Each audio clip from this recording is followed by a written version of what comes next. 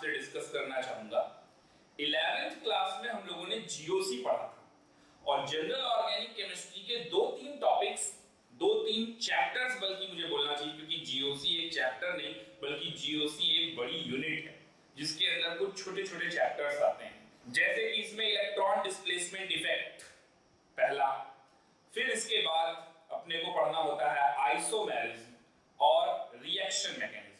तो ये तीन चीजें बहुत ही इंपॉर्टेंट हैं जो कि हमारे 12th क्लास की ऑर्गेनिक केमिस्ट्री के बैकबोन है, बहुत ही स्ट्रॉन्ग बनाते हैं। और अगर आपका जीओसी चैप्टर स्ट्रॉन्ग नहीं हुआ तो आपको 12th क्लास में ऑर्गेनिक केमिस्ट्री अच्छे से समझ में नहीं आने वाली है।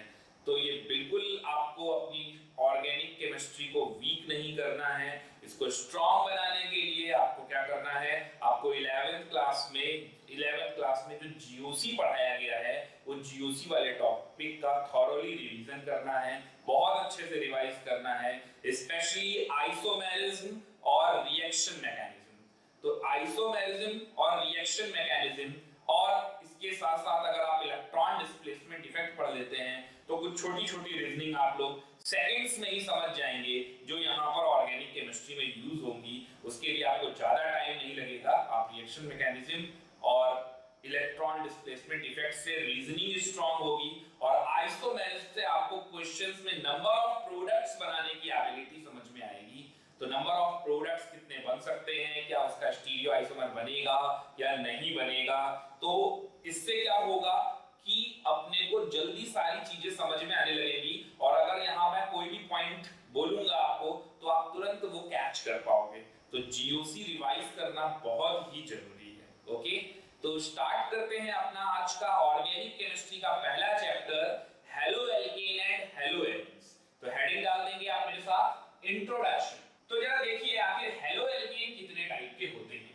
तो हेलो एल्केन को हम एल्काइल हैलाइड भी कहते हैं। तो अगर मैं इंट्रोडक्शन में एल्काइल हैलाइड के बारे में बोलूं या फिर हेलो एल्केन के बारे में बोलूं तो एक ही चीज है। तो एल्काइल हैलाइड के टाइप्स कितने हैं, तो alkyl halide are of 4 types. Alkyl halide are of 4 types. कौन कौन से, mono alkyl halide, mono alkyl halide, di alkyl halide,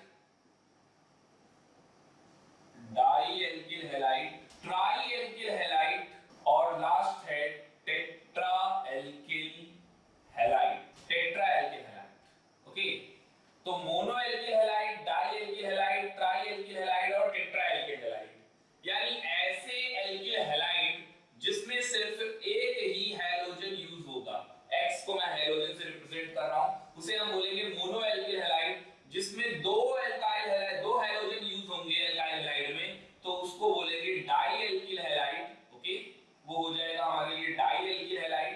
जिसमें 3 हैलोजन का यूज करेंगे उसे हम बोलेंगे try alkyl halide, tri alkyl halide.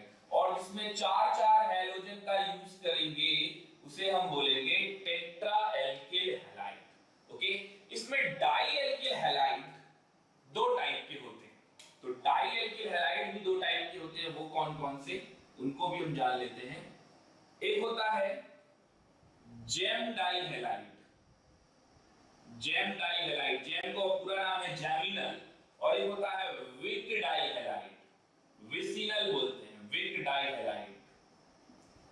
तो ये जेम डाई हैलाइड और विक डाई हैलाइड क्या होता है, जब किसी एक ही कार्बन से 2 हैलोजन डायरेक्टली जुड़े हो तो उसे हम बोलते हैं जेम डाई हैलाइड। और जब एडजेसेंट कार्बन से हैलोजन जुड़े होते हैं तो उसे हम बोलते हैं विक डाई हैलाइड। ओके, जितने भी RX टाइप के स्ट्रक्चर होते हैं वो सब क्या होते हैं, mono alkyl halide. Okay, try alkyl halide में CHX3 आ जाएगा, जैसे कि Cl लग जाएगा तो क्लोरोफॉर्म, Br लग जाएगा तो ब्रोमोफॉर्म, I लग जाएगा तो आयोडोफॉर्म। टेट्रा एल्काइल हैलाइड में CCl4 आता है, कार्बन टेट्रा क्लोराइड। ये एग्जांपल में टेट्रा क्लोराइड ही आता है, फ्लोरीन का बनेगा नहीं। ब्रोमीन और आयोडीन बहुत ही बल्की हैं तो एक ही कार्बन पे 4 बल्की ब्रोमीन और आयोडीन सेट को पाना बहुत ही मुश्किल है, तो ना के बराबर है। तो CCl4 इसका एग्जांपल हो जाएगा। तो ये कंप्लीट हुआ अपना टाइप्स ऑफ एल्काइल हैलाइड। अब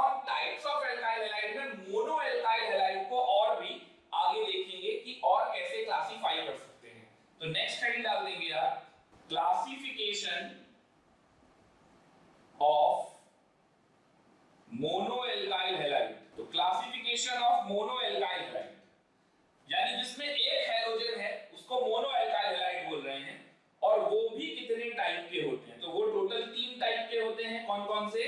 primary, secondary and tertiary. Primary alkyl halide, secondary alkyl halide and tertiary alkyl halide. Primary वाले को 1 डिग्री एल्काइल हैलाइड बोलते हैं, सेकेंडरी वाले को 2 डिग्री और टर्शियरी वाले को 3 डिग्री। अगर आपको एग्जांपल समझना है तो आप देखिए, हैलोजन जिस कार्बन से अटैच हो वो कार्बन किसी से भी ना अटैच हो, यानी कि यहां सब जगह पर हाइड्रोजन आ जाए, ओके, तो आप 1 डिग्री बोलेंगे। या फिर हैलोजन जिस कार्बन से अटैच है, that is called alpha carbon, वो कार्बन सिर्फ एक कार्बन से डायरेक्टली अटैच है।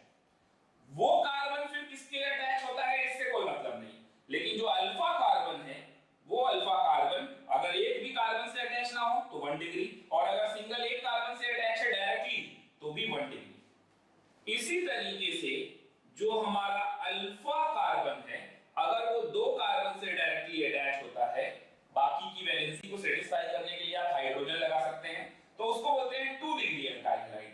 हैलोजन जिस कार्बन से अटैच है यानी कि अल्फा कार्बन अगर 2 कार्बन से डायरेक्टली अटैच है तो 2 degree, and in the same way halogen जिस कार्बन से अटैच है यानी कि अल्फा कार्बन अगर 3 कार्बन से अटैच है डायरेक्टली तो उसको बोलते हैं टर्शियरी एल्काइल हैलाइड यानी कि 3 डिग्री एल्काइल हैलाइड। ओके, तो ये बेसिक सा इंट्रोडक्शन था हेलो एल्केन एल्काइल हैलाइड्स के बारे में। अब हम चलते हैं एल्काइल हैलाइड्स कैसे फॉर्म होते हैं, तो नेक्स्ट हेडिंग डाल देंगे आप method of preparation. Method of preparation, तो पहला मेथड है बाय एल्केन। एल्केन से मुझे एल्काइल हैलाइड बनाना है, तो अगर मुझे एल्केन से एल्काइल हैलाइड बनाना है तो ये आप लोगों ने 11th क्लास में हाइड्रोकार्बन की रिएक्शन में पढ़ा होगा। मीथेन की रिएक्शन Cl2 से कराते हैं, मिथाइल क्लोराइड बन जाता है डार्क में, और सनलाइट की प्रेजेंस में क्या होता है, फ्री रेडिकल सब्स्टिट्यूशन होने लगता है, तो एक एक करके सारे हैलोजन निकल जाते हैं और फाइनल प्रोडक्ट बनता है CCl4। तो बिल्कुल वही रिएक्शन है जैसे अगर आप मीथेन की रिएक्शन Cl2 से कराएंगे डार्क में तो ये बन जाएगा CH3Cl और साथ में बन जाएगा HCl। लेकिन अगर इसी जगह पर आप मीथेन की रिएक्शन क्लोरीन से कराते हैं इन प्रेजेंस ऑफ सनलाइट, He का मतलब फोटोन होता है, सनलाइट से मतलब है, तो ये एक एक करके सारे H निकाल देगा और फाइनली बनेगा CCl4 और साथ में HCl। रिएक्शन आप बैलेंस कर लीजिएगा। ऑर्गेनिक में वैसे भी बैलेंसिंग का कोई मतलब नहीं है, मतलब क्या है मेन प्रोडक्ट का, और अगर पॉसिबल नंबर ऑफ प्रोडक्ट्स पूछे गए हैं तो बाकी के प्रोडक्ट्स का। अगर आप प्रोपेन लेते हैं और इसकी रिएक्शन आप Cl2 से कराते हैं इसी तरीके से, तो यहाँ पर हैलोजनेशन होना है।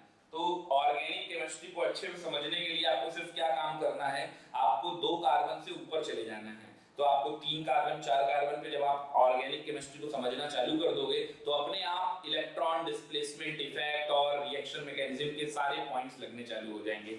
जब तक आप 1 कार्बन और 2 कार्बन पे रह के ऑर्गेनिक केमिस्ट्री पढ़ोगे तब तक आप कुछ नहीं सीख सकते हो। ओके, तो देखिए प्रोपेन की रिएक्शन क्लोरीन पे कराई तो क्या होगा, तो यहाँ पर फ्री रेडिकल सब्स्टिट्यूशन होगा, और फ्री रेडिकल में 1 डिग्री फ्री रेडिकल, और इसके बगल में देखिए अगर आप रिएक्शन मैकेनिज्म में जाएंगे तो 2 डिग्री फ्री रेडिकल, तो 2 डिग्री फ्री रेडिकल ज्यादा स्टेबल होता है, इसलिए यहाँ पर क्लोरो लग जाएगा, तो ये हमारा मेजर प्रोडक्ट हो जाएगा। बाकी अगर आप यहाँ पर Cl लगाते हैं तो वो भी प्रोडक्ट बनेगा, लेकिन उस प्रोडक्ट को बोलते हैं माइनर प्रोडक्ट।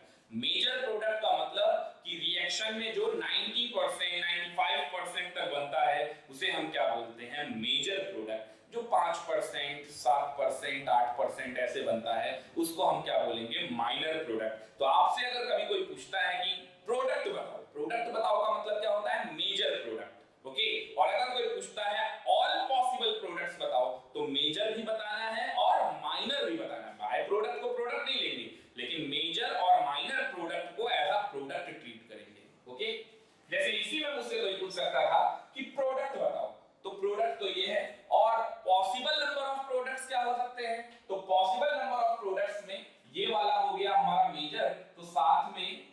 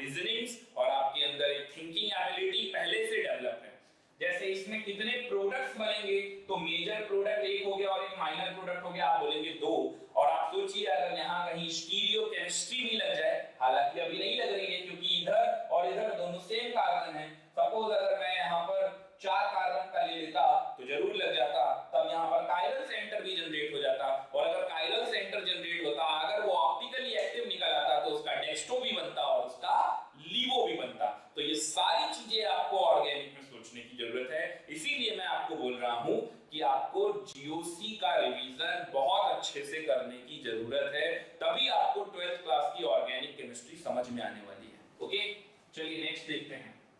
ये तो था बाय एल्कीन। नेक्स्ट आते हैं by alkene. Second number by alkene. Alkene से मुझे बनाना है एल्काइल हैलाइड। तो चलिए मैं 2 कार्बन पे टाइम वेस्ट नहीं करता हूं, मैं सीधा 3 कार्बन पे आता हूं। CH3 CH double bond CH2। इसकी रिएक्शन आप HCl या HX किसी से भी करा दीजिए।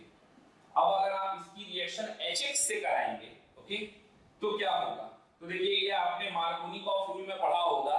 मार्कोनिकॉफ रूल में एल्कीन की रिएक्शन HCl, HBr, HI इनसे कराते थे आप इन presence of CCl4। Non polar solvent है ये हमारा।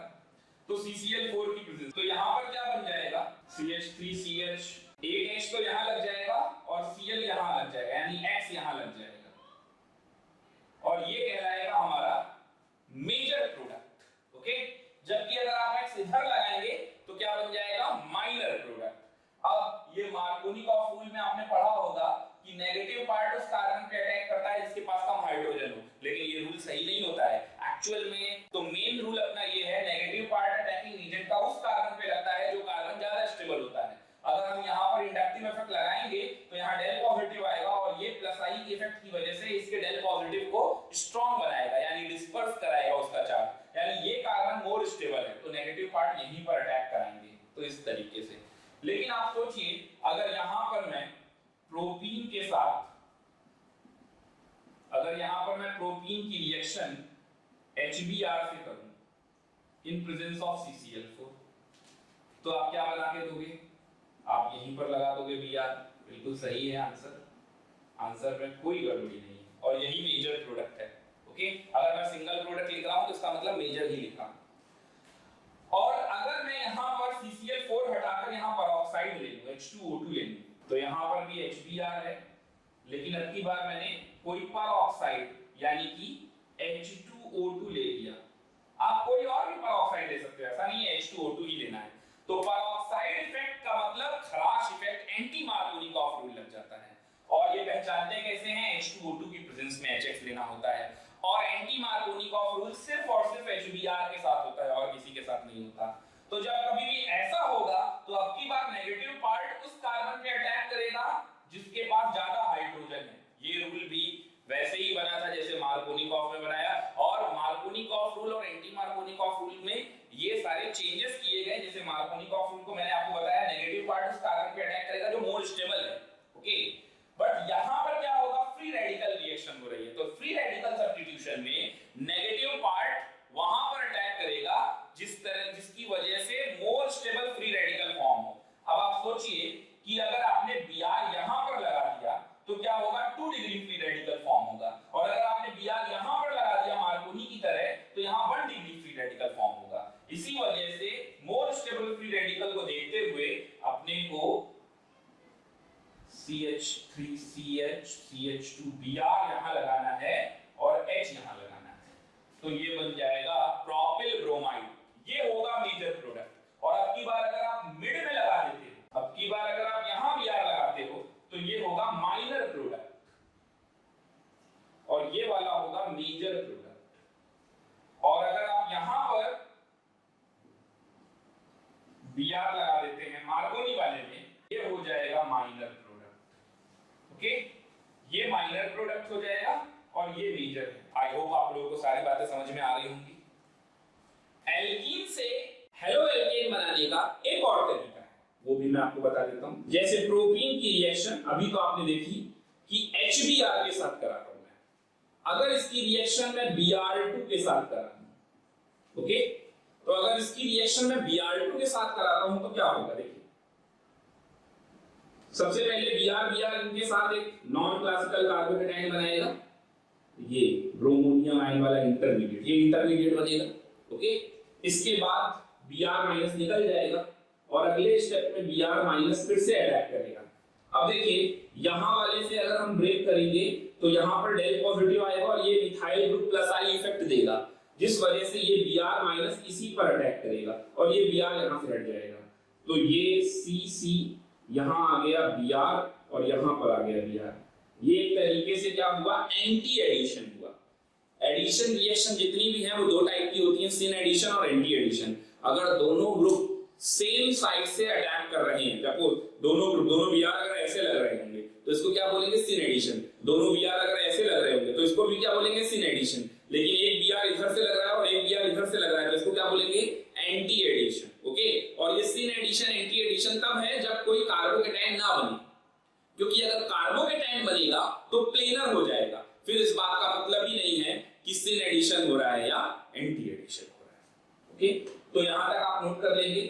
ये Br2 अटैक कराने पर 1,2 डाइब्रोमोप्रोपेन बन जाएगा। ओके, नोट कर लेंगे यहां तक। एक क्वेश्चन लिखेंगे आप, ये सिस 2 ब्यूटीन है, इसकी रिएक्शन आप Br2 से कराते हैं इन प्रेजेंस ऑफ CCl4। आपको बताना है मेन प्रोडक्ट कौन सा होगा, major product, and also discuss the stereochemistry. तो ये क्वेश्चन नोट कर लेंगे, इसको सॉल्व करना है। ये ब्यूटीन अपना सिस 2 ब्यूटीन है, आप देख सकते हैं, और सिस 2 ब्यूटीन पे Br2 का एडिशन कराना है तो प्रोडक्ट बताना है। तो अभी मैंने आपको बताया Br2 किस तरीके से अटैक करता है, इस टाइप का इंटरमीडिएट बनाता है और फिर उसके एंटी साइड से दूसरा Br अटैक करता है। ओके, तो आप देख सकते हैं यहां पर कि ये जो हमारा Br2 अटैक करेंगे और ये जो प्रोडक्ट बनेगा, तो सबसे पहली चीज तो इस कंपाउंड में इस तरीके से दोनों CH3 लगा देंगे और यहां पर ये इस तरीके से ये Br ब्रोमोनियम आयन बनके आएगा, इंटरमीडिएट बनाएगा एज अ इंटरमीडिएट, और फिर Br माइनस अपोजिट साइड से अटैक करेगा, तो ये इंटरमीडिएट हो गया। तो प्रोडक्ट क्या बनेगा, मैं प्रोडक्ट जानने में इतना इंटरेस्टेड नहीं हूं जितना कि प्रोडक्ट की स्टीरियोकेमिस्ट्री जानने में इंटरेस्टेड हूं। तो सिस एल्कीन पर आप एंटी एडिशन करा रहे हैं तो प्रोडक्ट बनने वाला है, प्रोडक्ट मैं लिख दे रहा हूं इधर, H Br Br H, ऐसा बनेगा। Br के अपोजिट में Br दूसरा है ना, और अब ये बना तो ये देखिए यहां पर काइरल सेंटर भी है। यही बात मैं आपको बता रहा था स्टीरियोकेमिस्ट्री में, काइरल सेंटर में इंटरनल प्लेन ऑफ सिमेट्री नहीं है तो कंपाउंड कैसा हो गया, ऑप्टिकली एक्टिव। तो अगर ये बनेगा तो इसका मिरर इमेज भी बन जाएगा, और इसका मिरर इमेज कैसा होगा, यहां पर H, ये Br, इधर Br। ओके, तो यहां पर ये H और Br आ जाएगा, ये Br और यहां पर H आ जाएगा। आप देख सकते हैं इसका मिरर इमेज ये है। ओके, तो ये रेसिमिक मिक्सचर बोला जाएगा, रेसिमाइजेशन, क्योंकि जिस प्रोडक्ट जिस बीकर में बन रहा होगा वो ओवरऑल कैसा होगा, ऑप्टिकली इनएक्टिव, बट उसके अंदर ये जो कंपोनेंट है ये कैसे हैं, ऑप्टिकली एक्टिव। ओके, आप ये ट्रिक याद रखिएगा। ट्रिक क्या है वो भी मैं आपको बता दूं। ट्रिक है फॉर सिमेट्रिकल एल्कीन, एल्कीन कैसा होना चाहिए, सिमेट्रिकल। तो ट्रिक है कार्ब और टैम। अगर आप ट्रांस एल्कीन पे एंटी एडिशन करेंगे तो क्या बनेगा, मीजो, और अगर आप सिस एल्कीन पर एंटी एडिशन करेंगे तो क्या बनेगा, रेसिमिक मिक्सचर।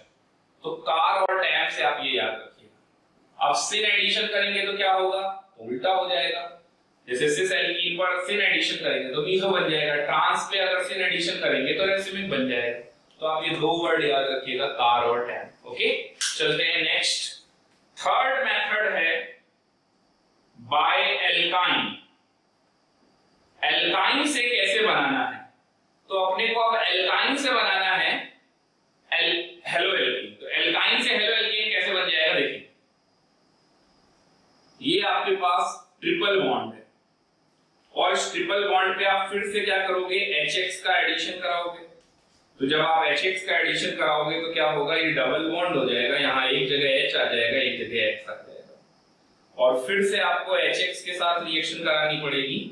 तो अब क्या होगा, अब दूसरी तरफ भी X आ जाएगा और H आ जाएगा, और इस तरीके से बन जाएगा। ओके, तो इस तरह से हमारा प्रोडक्ट तैयार हो जाएगा। तो आप देख सकते हैं एक बार X इधर आ गया, H इधर आ गया, फिर X इधर आ गया, H इधर आ गया, तो इस तरीके से हमारा क्या बन गया, विक डाइक्लाइन। ये क्या बना है, विसिनल डाइहैलाइड। अगर आपको जेम बनाना है तो आप क्या करो, अगर आपको जेम बनाना है तो मैं आपको एक रिएक्शन बता देता हूं। यहां पर ट्रिपल बॉन्ड लेकर आपको HBr लेना है और साथ में Hg2+। तो जैसे आप ये कॉम्प्लेक्स देख रहे थे, ऐसे ही कॉम्प्लेक्स ये इसके साथ बनाएगा और फिर आगे रिएक्शन प्रोसीड होगी। तो ऐसा करने पर क्या होगा, एक ही कार्बन पे आपको दोनों Br मिल जाएंगे, यानी ये बना देगा जेम डाइहैलाइड। तो अब की बार ये बनाएगा जेमिनल डाइहैलाइड। ओके, तो इस तरीके से आप जेम डाइहैलाइड और विक डाइहैलाइड बना सकते हैं। सपोज आपने एसिटिलीन लिया और इसकी रिएक्शन आपने एसिटिलीन की रिएक्शन हैलोजन से भी करा सकते हैं। तो अगर आपने जैसे हैलोजन कराया Cl2 से, तो क्या होगा, Cl2 से यहां डबल बॉन्ड आ जाएगा और एक Cl फिर एक Cl इस तरीके से लग जाएगा। अब आप सोचिए अगर दूसरा फिर से आप Cl2 के साथ कराएंगे तो अब कोई मतलब ही नहीं है कि कौन से है कौन एंटी है, क्योंकि अब तो 4 Cl लग गए। ओके, तो ये टेट्राक्लोरोईथेन, इसी को बोलते हैं टेट्राक्लोरोईथेन। नोट कर लेंगे इस कंपाउंड को।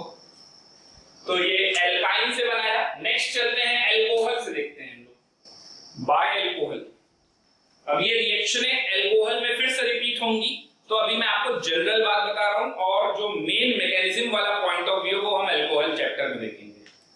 तो नेक्स्ट है 4th नंबर बाय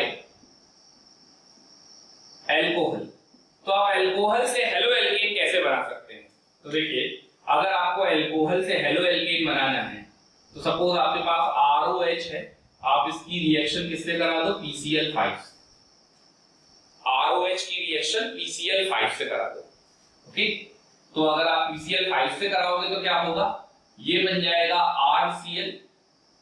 PCl5 को आप अलग अलग पार्ट में ब्रेक कर लो, PCl3, Cl और Cl। हालांकि ये लर्न करने का तरीका है, ये मैकेनिज्म वाला पार्ट नहीं है।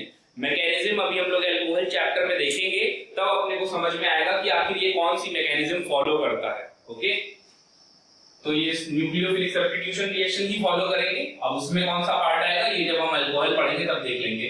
तो RCl, HCl और साथ में POCl3। अभी मैं आपको सिर्फ ट्रिक सिखा रहा हूं ताकि आप प्रोडक्ट निकाल सको। ओके, PCl5 के साथ एक होता है और एक PCl3 के साथ भी होता है। ROH की रिएक्शन, ये दोनों रिएक्शन की मैकेनिज्म हम लोग एल्कोहल चैप्टर में पढ़ेंगे। तो ROH प्लस PCl3, इससे भी क्या बनेगा आपका RCl बनेगा। अब की बार आपको 3 मोल एल्कोहल लेना पड़ेगा, तो RCl बन जाएगा और साथ में प्रोडक्ट बनेगा H3PO3। ये याद रखिएगा, H3PO3 पूछा जा सकता है कौन सा एसिड फॉर्म होता है। ओके, तो यहां तक नोट कर लेंगे बाय एल्कोहल। और भी कई हेलो एल्केन बनाने के तरीके हैं एल्कोहल से, लेकिन वो सब टेस्ट हो जाएंगे एल्कोहल के, तो बार बार उन्हीं चीजों को रिपीट नहीं करेंगे, तो हम लोग एल्कोहल में डिटेल में पढ़ लेंगे। अभी सिर्फ ये 2 रिएक्शन आप नोट कर लीजिए। 5th नंबर पे आते हैं नेक्स्ट। तो अगली रिएक्शन पे चलते हैं हम लोग।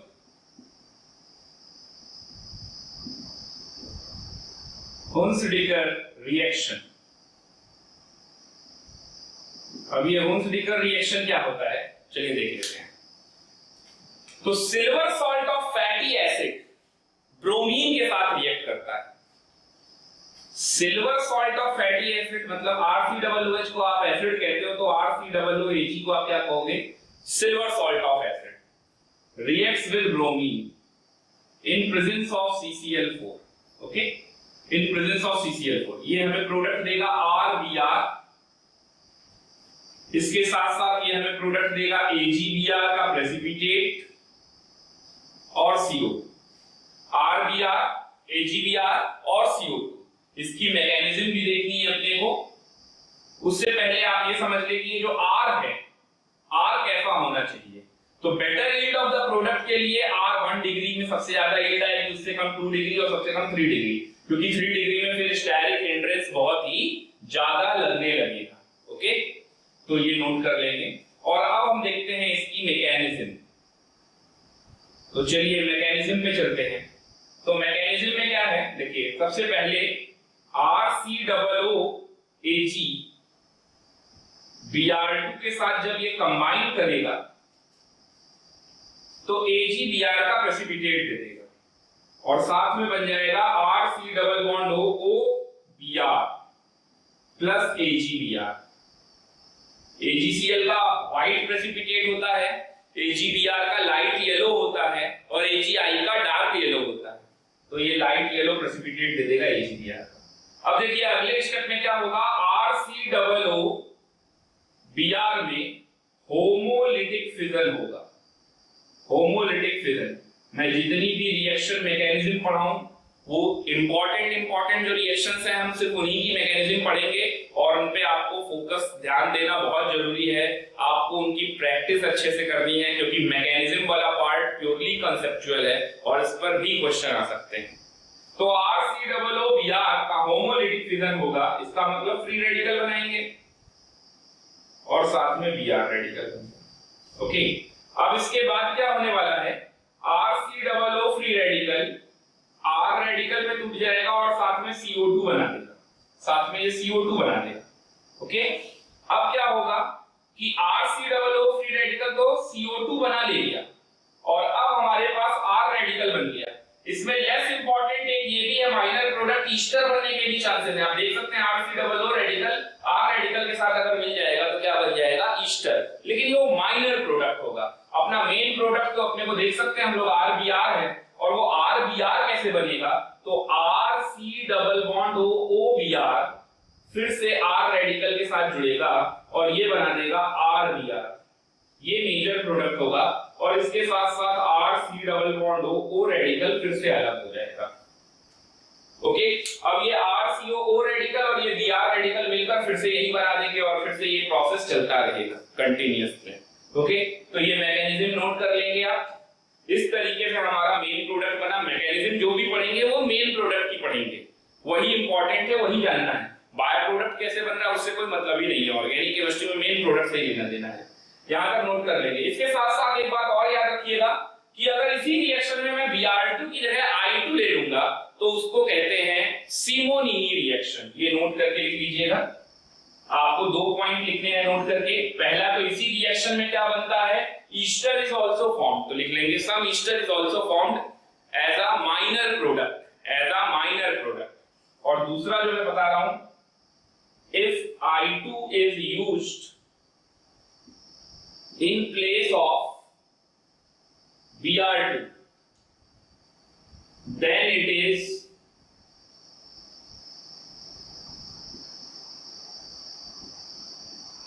पूरा नाम है विन बॉम सिमोनीनी, सिमोनीनी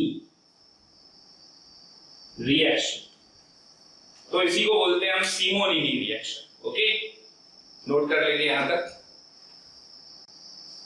अब हम आते हैं अपने अगले टॉपिक पे, फिंकलस्टीन रिएक्शन। एक और रिएक्शन मैं आपको बता देता हूं with NBS 6th number by NBS। NBS का मतलब होता है N ब्रोमोसक्सिनामाइड। N ब्रोमोसक्सिनामाइड में क्या करना है, देखिए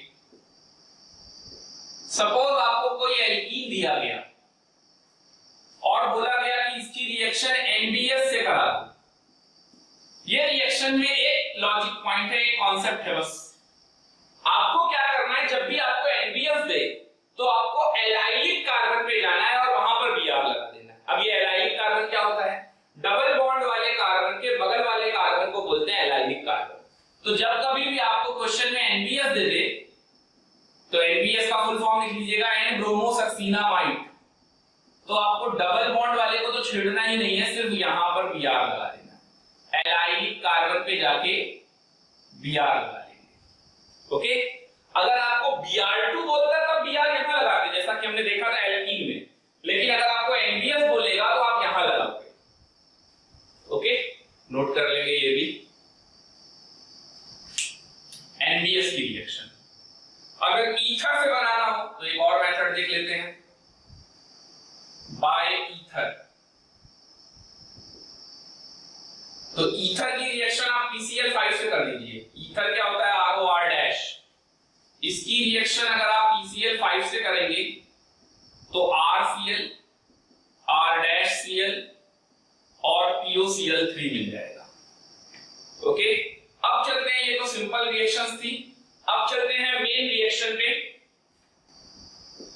फिंकलस्टीन रिएक्शन। इस फिंकलस्टीन रिएक्शन को हम हैलाइड एक्सचेंज मेथड भी कहते हैं, हैलाइड एक्सचेंज मेथड। तो आप फिंकलस्टीन बोलो या फिर हैलाइड एक्सचेंज मेथड बोलो, एक ही चीज है। ओके, तो फिंकलस्टीन रिएक्शन में आखिर होता क्या है, यहां पर हैलाइड, एक हैलाइड दूसरे हैलाइड को सब्स्टिट्यूट करता है। जैसे कि अगर ये रिएक्शन में RCl है और इसकी रिएक्शन में NaI से करा दी इन प्रेजेंस ऑफ एसीटोन, यहां पर एसीटोन पोलर एप्रोटिक सॉल्वेंट की तरह काम करता है। ओके, तो यहां पर क्या होगा, RI बन जाएगा और साथ में NaCl बन जाएगा।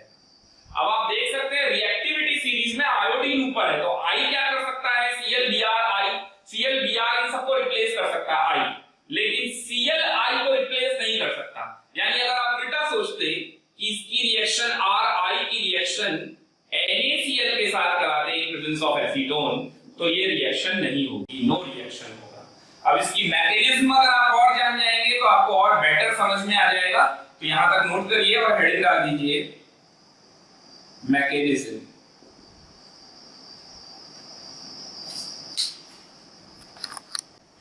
तो चलिए देखिए मैकेनिज्म क्या होगा।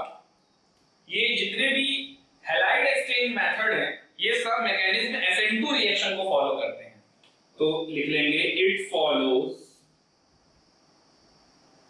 SN2 mechanism, reaction mechanism GOC में आपने पढ़ा होगा SN2, तो ये SN2 को फॉलो करते हैं।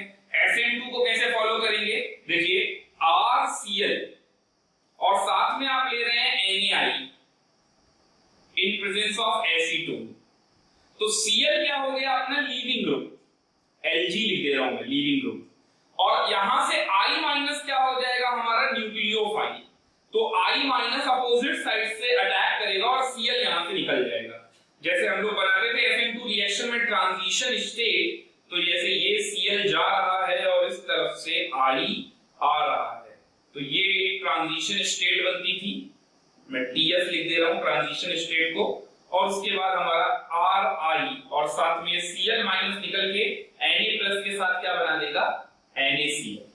ओके, तो ये SN2 मैकेनिज्म को फॉलो करता है। आप और डिटेल में SN2 और SN2 के फैक्टर्स GOC से रिवाइज कीजिएगा। अब मेन जो प्रॉब्लम थी कि इसका रिवर्स क्यों नहीं होता, उसका रीजन बता देता हूं। तो रीजन ये है, NaI, NaBr और NaCl को अगर आप देखो तो Na तो कॉमन है, I- Br- और Cl-, तो सबसे ज्यादा कोवेलेंट कौन है, तो वो है NaI due to polarisability, class 11 chemical bonding Fajans rule, ये पढ़ाया गया होगा आपको। I- Br- और Cl- में I- की पोलराइजेबिलिटी ज्यादा है, तो ये क्या है, order of covalent character. Okay, अब दूसरी चीज की यहां पर जो एसीटोन है, ये एसीटोन खुद एक कोवेलेंट कंपाउंड है, ये भी कैसा है, कोवेलेंट कंपाउंड। तो लाइक डिसॉल्व लाइक, यानी कि एसीटोन में सबसे ज्यादा कौन घुलेगा, NaI, और सबसे ज्यादा घुलेगा तो I- नाम का स्ट्रॉन्ग न्यूक्लियोफाइल बनेगा, और वो न्यूक्लियोफाइल के अटैक करने की टेंडेंसी RH पे सबसे ज्यादा होगी। यही रीजन है कि I- रिप्लेस कर देगा Cl और Br को, लेकिन Cl- I को रिप्लेस नहीं कर पाएगा, क्योंकि ये उतना सॉल्वेट नहीं होगा एसीटोन में जितना कि NaI सॉल्वेट होगा। तो बेटर न्यूक्लियोफाइल कौन सा हुआ, I-। ओके, नोट कर लेंगे यहां तक। इसी में एक पार्ट और आता है 9th number, Swarts reaction. Swarts reaction halide exchange method ये भी है, और ये भी SN2 को फॉलो करता है। ओके, तो स्वार्ट्स रिएक्शन में क्या होता है, एक्चुअल में इस मेथड से हम फ्लोराइड नहीं बना सकते, RF। तो स्वार्ट्स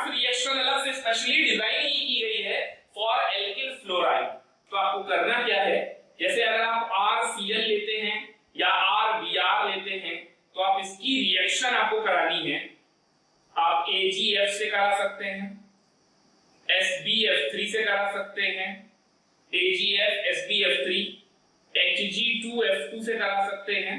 इन्हीं के साथ आपको रिएक्शन करानी है, तो इनको हीट करेंगे तो क्या होगा, RF बन जाएगा। बिल्कुल इसी तरीके से RF बन जाएगा और साथ में AgCl और नीचे वाले रिएक्शन में AgBr का प्रेसिपिटेट बनने लग जाएगा। और ये एल्किन फ्लोराइड बनाने के लिए बहुत अच्छा मेथड है, हैलाइड एक्सचेंज मेथड, और ये भी SN2 को फॉलो करता है। ओके, अब SN2 रिएक्शन के अगर आप फैक्टर्स पे जाओगे तो 1 डिग्री कार्बन होने पर 1 डिग्री, अगर एल्काइल कार्बन हमारा 1 डिग्री है तो 1 डिग्री में SN2 के सबसे ज्यादा चांसेस होते हैं, 2 डिग्री में बहुत कम चांसेस होते हैं और 3 डिग्री में हो ही नहीं सकता SN2। तो R कैसा होना चाहिए ये आप अलग से लिख लीजिएगा, R should be 1 डिग्री और 2 डिग्री, मैक्सिमम 2 डिग्री। R अगर 3 डिग्री होगा तो रिएक्शन नहीं हो सकती, फिर SN2 रिएक्शन फॉलो नहीं होगी। यानी फिंकलस्टीन या स्वार्ट रिएक्शन कराने के लिए आपका R कैसा होना चाहिए, 1 डिग्री। 1 डिग्री में बहुत अच्छी यील्ड आने वाली है और 2 डिग्री में थोड़ी बेकार यील्ड आएगी, लेकिन चल जाएगा, 3 डिग्री में बिल्कुल नहीं चल सकता। ओके, तो ये थे हमारे total method of preparation for haloalkane. और अब हम चलते हैं केमिकल प्रॉपर्टीज की तरफ। तो नेक्स्ट हेडिंग डाल देंगे आप, केमिकल प्रॉपर्टीज। चलिए देखिए केमिकल प्रॉपर्टीज में क्या क्या है। तो इसमें सबसे पहला है हाइड्रेशन।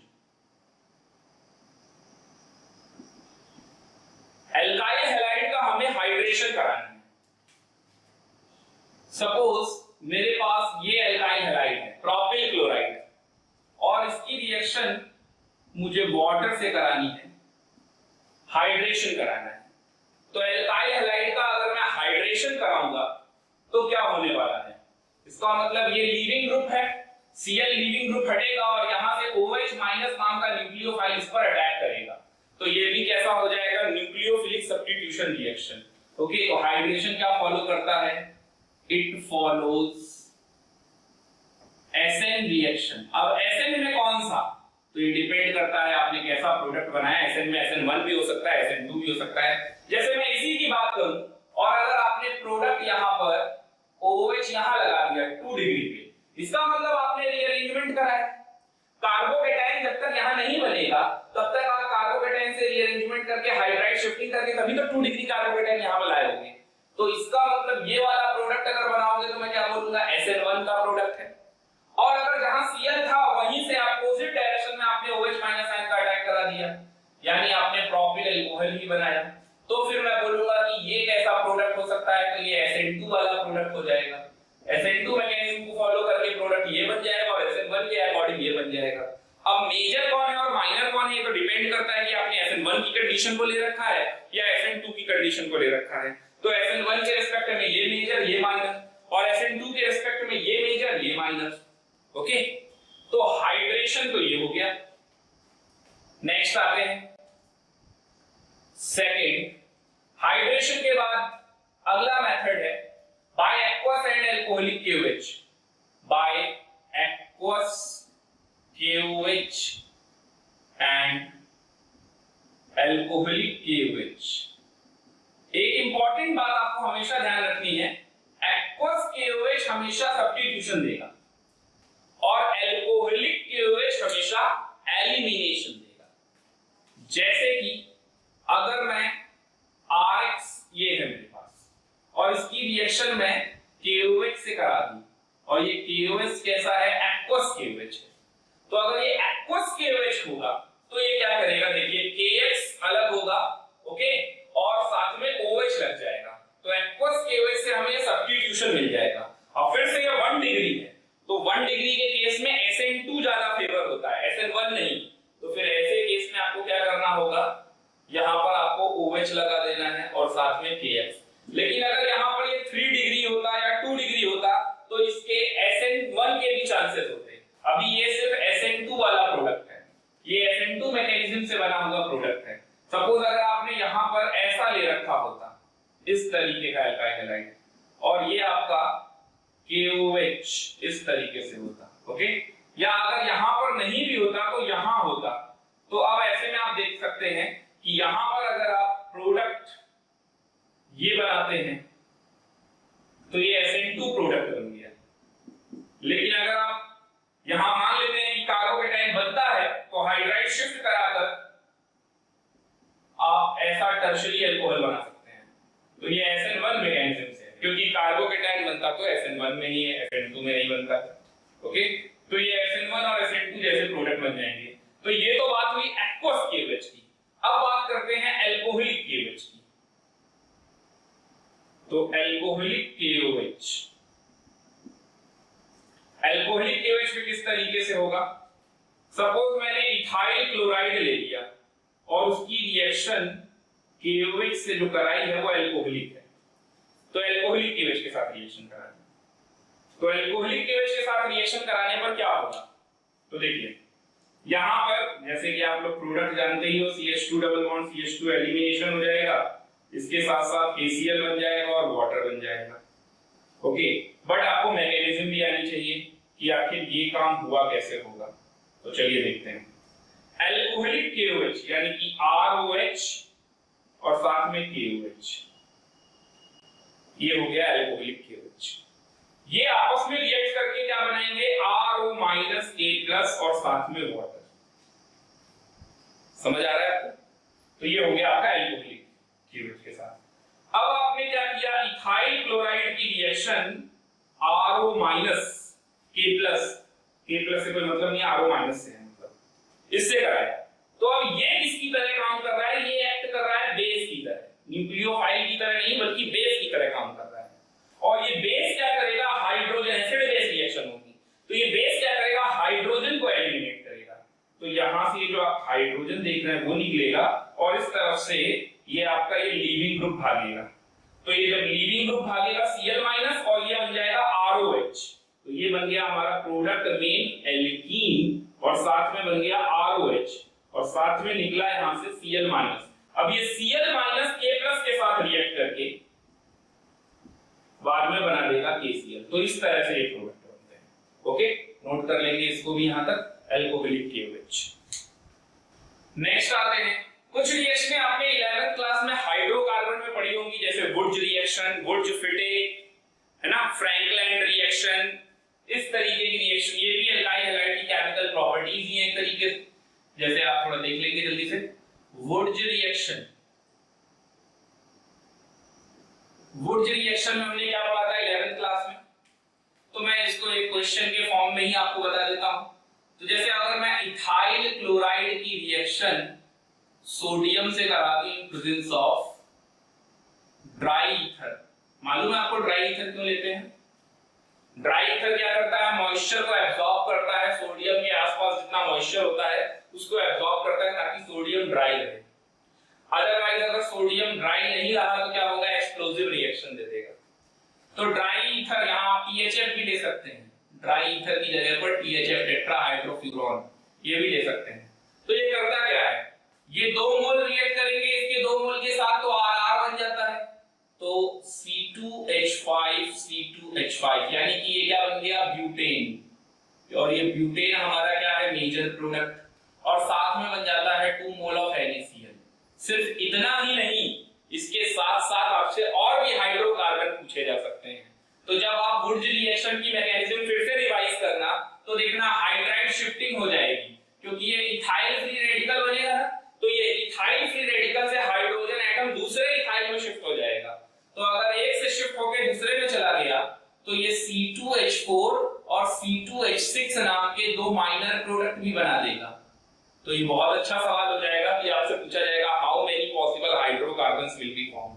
तो ब्यूटेन तो हमारा मेजर प्रोडक्ट है ही, इसके साथ साथ इथेन और एथिलीन ये दोनों भी बनेंगे as a minor hydrocarbon. Okay, Wurtz reaction note कर लेंगे। और वुड्ज रिएक्शन कभी भी 3 डिग्री एल्काइल हैलाइड के केस में फेल हो जाती है, ये तो पता ही होगा आपको। और वुड्ज रिएक्शन से कभी मीथेन नहीं बन सकता, वुड्ज रिएक्शन से हमेशा इवन नंबर ऑफ एल्केन बनते हैं। ये सब आपने 11th क्लास में पढ़ रखा होगा। वुड्ज रिएक्शन के बाद आते हैं वुड्ज-फिटिक। वुड्ज-फिटिक, अब ये वुड्ज-फिटिक रिएक्शन क्या होती है? वुड्ज-फिटिक रिएक्शन में 1 मोल तो आपको RX लेना है सोडियम के साथ, और दूसरा आपको एक एल्काइल हैलाइड लेना है तो एक एराइल हैलाइड लेना है। अब ये एराइल हैलाइड का मतलब हो गया बेंजीन वाला एल्काइल ग्रुप। इस तरीके से लेना है, इन प्रेजेंस ऑफ ड्राई ईथर। तो अब की बार क्या होगा, वैसे ही NaH निकलेगा और आपका जो मेजर प्रोडक्ट होगा वो मेजर प्रोडक्ट बन जाएगा ये R, एल्काइल बेंजीन। जैसे टॉल्यूइन बनाने का बेस्ट मेथड है, साथ में बनेगा 2 मोल NaX। Good fit. नेक्स्ट चलते हैं फ्रैंकलैंड रिएक्शन। फ्रैंकलैंड रिएक्शन, अब फ्रैंकलैंड रिएक्शन में क्या होता है, यहां पर बस हम सोडियम की जगह जिंक ले लेते हैं, इसलिए हमें ड्राई ईथ का यूज नहीं करना पड़ता। तो अगेन RX प्लस जिंक, इसके साथ रिएक्शन करते हैं तो क्या बन जाता है, RR बन जाता है और साथ में ZnH2 बन जाता है। इसके 2 मोल लेंगे आप तो ZnH2 बन जाएगा और RR बन जाएगा। RR को आप बोलेंगे एल्केन। तो एक बार आप हाइड्रोकार्बन से रिवीजन कर लीजिएगा तो वो भी कई सारी रिएक्शंस यहाँ काम आएंगी। ओके, फ्रैंकलैंड रिएक्शन के बाद नेक्स्ट चलते हैं हम,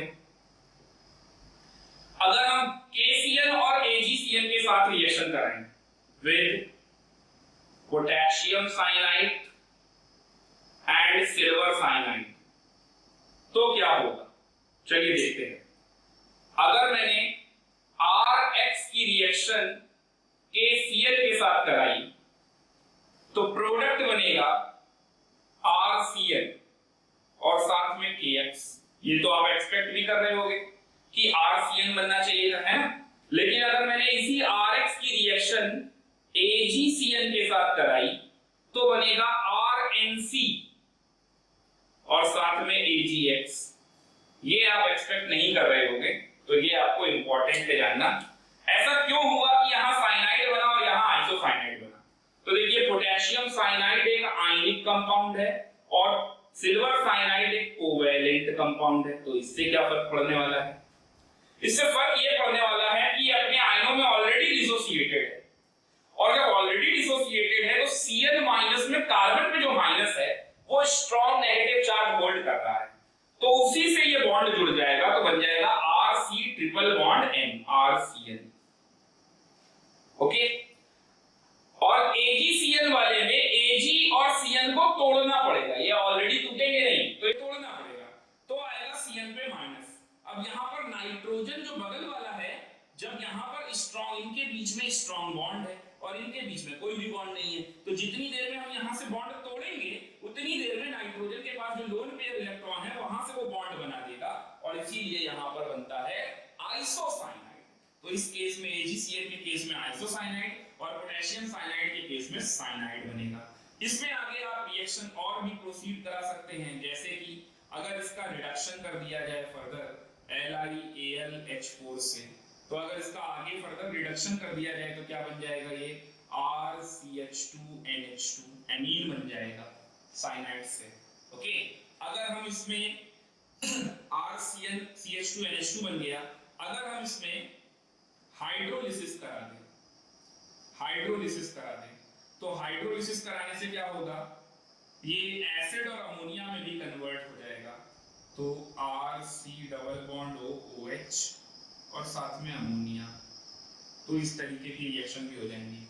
अगर आप यहां पर रिडक्शन कराएंगे, अगर आप यहां पर रिडक्शन कराते हैं LiLH4 से, तो यहां पर बन जाएगा RNHCH3 यानी कि 2 डिग्री एनी, और इससे बन जाएगा रिडक्शन से 1 डिग्री एनी। ओके, तो ये भी नोट कर लेंगे दोनों रिएक्शन KCl और Ag। अगली रिएक्शन पे आते हैं, 7th number, with KNO2 and AgNO2, with KNO2 and AgNO2। तो यहां पर भी आप देखिए KNO2 कैसा है, एक आयनिक कंपाउंड है, और AgNO2 कैसा है, कोवैलेंट। तो सेम फंडा यहां पर भी लगेगा, RX की रिएक्शन KNO2 से कराएंगे तो KNO2 में आयनिक बॉन्ड है K और O के बीच में, जो कि ऑलरेडी डिसोसिएटेड है, तो बन जाएगा RONO। ओके, एल्किल नाइट्राइट, इसका नाम है एल्काइल नाइट्राइट, और साथ में KX बन जाएगा। और अगर यही आपने RX की रिएक्शन AgNO2 से करा दी AgNO, तो Ag भी O के साथ ONO बनाएगा AgNO2। तो जितनी देर में ये वाला बॉन्ड ब्रेक होगा उतनी देर में नाइट्रोजन उसके साथ बॉन्डेड हो जाएगा, तो RnO2 यानी ये बन जाएगा नाइट्रोएल्केन, ये बन जाएगा नाइट्रोएल्केन और साथ में AgX एज अ प्रेसिपिटेट हमें मिल जाएगा। ओके, नेक्स्ट रिएक्शन है 8th नंबर, रिडक्शन। तो देखिए रिडक्शन में क्या होता है, रिडक्शन में आप एल्काइल हैलाइड का रिडक्शन कर रहे हैं, ये आपके पास RX है और रिडक्शन कैसे कैसे किए जा सकते हैं, तो आप LiAlH4 ले सकते हैं, NaBH4 ले सकते हैं, ट्राइफिनाइल टिन हाइड्राइड ले सकते हैं, sodium in presence of ethyl alcohol ले सकते हैं, zinc copper couple in presence of ethyl alcohol ले सकते हैं, ये भी रिड्यूसिंग एजेंट है। Okay, hydrogen in presence of nickel platinum, nickel या फिर प्लैटिनम या फिर प्लैटिनम, ये भी ले सकते हैं। इन सब से आपको एल्केन मिल जाएगा। ओके, अब आपको ध्यान रखना है क्या कि जब कभी भी आप LiAlH4 लेते हैं तो वो सिर्फ रिड्यूस करेगा 1 डिग्री और 2 डिग्री एल्काइल हैलाइड को, it only reduces 1 degree 2 degree alkyl halide. Okay, और जब आप NaBH4 लेते हैं तो it only reduces 2 degree and 3 degree alkyl halide. तो ये दोनों पॉइंट आप ध्यान रखिएगा, इंपॉर्टेंट हैं, क्योंकि LiAlH4 और NaBH4 की कंडीशन आपको जरूर पता होनी चाहिए। ओके, तो ये थे हमारे chemical properties of halo alkane. तो कुछ क्वेश्चंस हैं, ये भी आप नोट कर लीजिए, ये क्वेश्चंस हेलो एल्केन के ही हैं, तो हम लोग सॉल्व करेंगे, जितना हम लोगों ने पढ़ा है उसी पर बेस्ड क्वेश्चंस हैं, और कुछ रिएक्शन मैकेनिज्म को भी रिवाइज करते हुए क्वेश्चंस हैं। तो जैसे पहला क्वेश्चन ये आप नोट कर लेंगे, अल्कोहलिक केवेज के साथ एक रिएक्शन करानी है, एक सोडामाइड के साथ रिएक्शन करानी है। ओके, सेकंड क्वेश्चन भी है इसी तरीके से, अब मैंने इसीलिए बड़ा लिख दिया है तो मैं बार बार उसको बोल पाऊं ये पॉसिबल नहीं है, तो आप उसको सही से देख के नोट कर लीजिएगा। यहाँ अल्कोहलिक क्यूएच के साथ रिएक्शन करानी है और यहाँ पर टर्शियरी ब्यूटाऑक्साइड के साथ रिएक्शन करानी है, ओके, पोटेशियम टर्शियरी ब्यूटाऑक्साइड। और थर्ड क्वेश्चन है, ये एल्कीन है, इसकी reaction HBr in presence of CCl4 से कराते हैं तो A बनता है, A की रिएक्शन KCN से कराते हैं तो B बनता है, B की रिएक्शन LiLH4 से कराते हैं तो C बनता है, C की रिएक्शन नाइट्रस एसिड से कराते हैं तो D बनता है एज अ मेजर प्रोडक्ट। फिर उस D की रिएक्शन कॉपर से हीट करते हैं 300 पे तो E बनता है, फिर E की PCl5 से रिएक्शन कराएंगे तो F बनता है, F की सोडामाइड से रिएक्शन कराएंगे तो G बनता है, और G की रिएक्शन यहाँ बने हुए A के साथ कराएंगे तो H बनता है। आपको A से लेकर H तक सब बताने हैं, ओके। इसी तरीके से यहाँ पर भी आपको प्रोडक्ट बताने हैं, मैं यहाँ पर मेंशन कर दे रहा हूँ, यहाँ X बन रहा है, यहाँ Y बन रहा है, यहाँ P बन रहा है, यहाँ Q बन रहा है। चलिए सॉल्व करते हैं। तो मैं आपको पहले क्वेश्चन का सॉल्यूशन तो यहीं पे बता देता हूँ। देखिए ये अल्कोहलिक केवेज क्या देता है, एलिमिनेशन।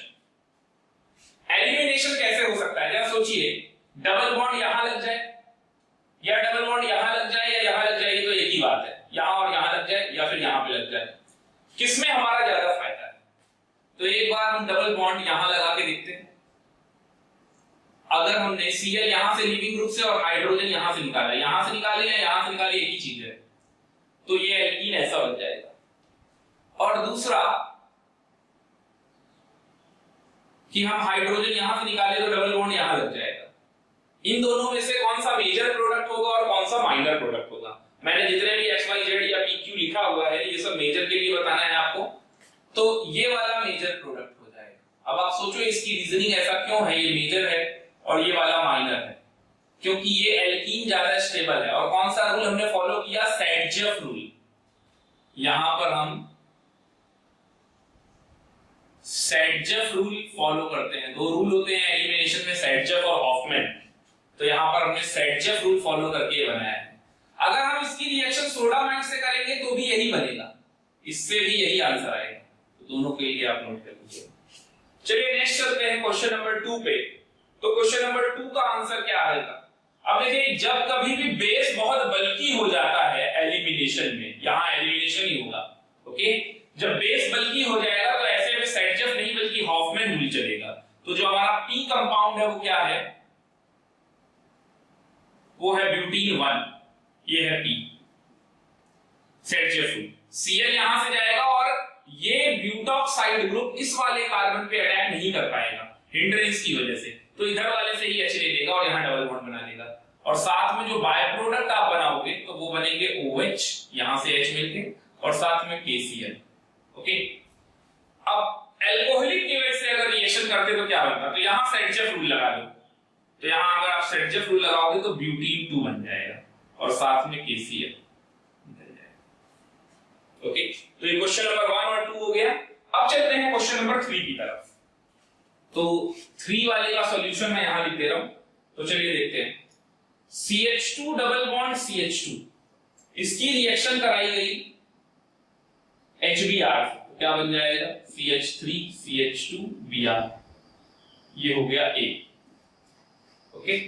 फिर इसकी रिएक्शन करा दी KCl से, तो बन जाएगा CH3 CH2 Cl, ये हो गया B, साइनाइड। फिर इसकी रिएक्शन करा दी गई LiAlH4 से। LiAlH4 क्या करेगा? रिडक्शन करेगा, साइनाइड को एमीन में कन्वर्ट कर देगा, तो ये प्रोपिल एमीन बन जाएगा, ये बन गया C। इस प्रोपिल एमीन की रिएक्शन किससे करानी है? नाइट्रस एसिड से। तो जब कभी भी एलिफेटिक एमीन की रिएक्शन नाइट्रस एसिड से कराएंगे तो मेजर प्रोडक्ट बनेगा अल्कोहल। तो अगर इसकी रिएक्शन HNO2 से कराएंगे तो जहां पर आपने NH2 लगा रखा है वहां पर OH लगा दीजिए, ओके। अब ये देखिए यहां पर क्या बोल रहा है? Major product. तो ये वाला मेजर होगा या फिर ये वाला मेजर होगा? तो 2 डिग्री वाला मेजर प्रोडक्ट होगा और ये माइनर होगा, तो ये माइनर हो गया और ये वाला मेजर हो गया। तो इसका मतलब जिसकी बात ये कर रहा था D, वो कौन है? ये। चलिए नेक्स्ट आते हैं। D की रिएक्शन कॉपर 300 पे हीट करेंगे, तो ये एक ऑक्सीडाइजिंग एजेंट है और 2 डिग्री अल्कोहल ऑक्सीडाइज होकर किसमें जाएगा? कीटोन में। 1 डिग्री अल्कोहल होता तो एल्डिहाइड में जाता, 2 डिग्री अल्कोहल है तो कीटोन में जाएगा। तो ये जो कीटोन बना ये बन गया हमारा E। अब इसकी रिएक्शन मुझे करानी है PCl5 से, तो PCl5 ये जो डबली बॉन्डेड आप O देख रहे हैं, यहीं पर Cl लग जाएगा, ये बन गया F।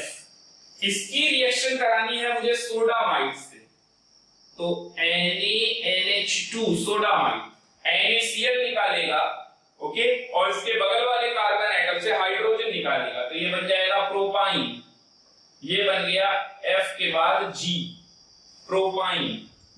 और जब आप G की रिएक्शन A से करेंगे, तो A कौन है? ये इथाइल ब्रोमाइड से करेंगे, तो क्या होगा? तो आपने G की रिएक्शन इससे करी, तो देखिए यहां पर क्या होने वाला है? यहां से एक H हटेगा, Cl हटा और NaCl निकल गया, और यहां से H हट के NH2 आ गया, ओके।